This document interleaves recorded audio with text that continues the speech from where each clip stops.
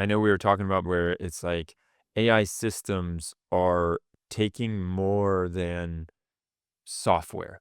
And it's really thinking about how do we go beyond the screen? And I think probably the first step is going beyond the chat box, and then we can go beyond the screen maybe. And so, how are you looking at that? And what are some things that you're seeing that excite you?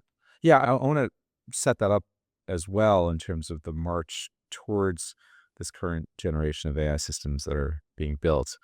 It goes without saying, we should really highlight that we couldn't be building these modern AI systems without the emergence of the modern data stack itself, right? Because it's very clear now that you need high quality data to be able to build your AI systems at scale. And certainly that proved itself out with the transformer architecture that really got to the GPT-4 models, the O1 models, certainly the things that Anthropic has released, and what many of the foundation model builders have been able to capably ascribe in terms of both knowledge and reasoning and embedded into, or let's say more precisely imbued into the models themselves.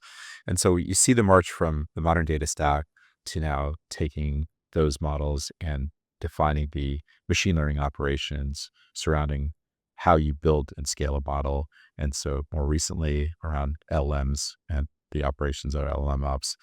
And now the agent-based systems that are now possible, right? It's not just about what you can do in the foundation models themselves, but how do you orchestrate those effectively so that you have a agentic approach to being able to have multiple reasoning systems, multiple knowledge systems converge together to have a new AI system being delivered for an existing or a new problem.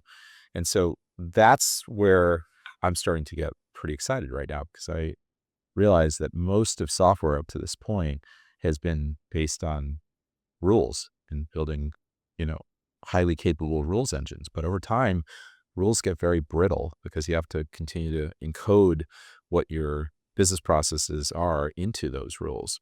But what if you didn't? What if you had almost a reasoning system that can continuously reason what's happening, and that reasoning could be human-like, perhaps even superhuman-like in terms of the reasoning that you're coming out of an AI system today.